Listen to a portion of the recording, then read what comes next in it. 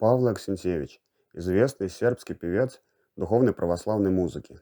Также он является большим борцом за родную сербскую культуру. В 1994 году он поднял очень важный вопрос в парламенте Сербии.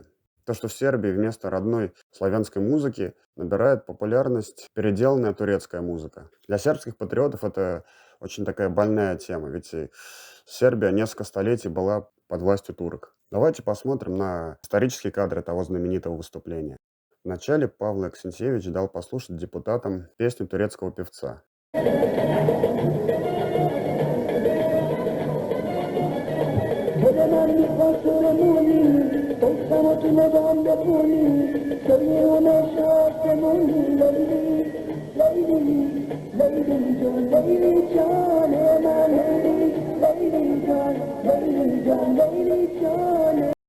Ну а затем включил песню знаменитой сербской исполнительницы Драганы Миркович, которая фактически является ремейком той турецкой песни.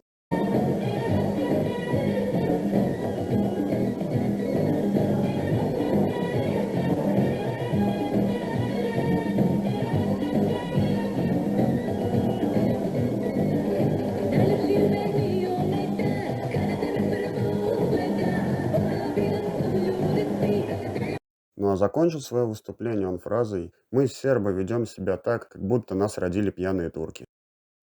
Završit ću onom poznatom Dedijerovom, mi Srbi se ponašamo kao da smo spravili pijani Turci.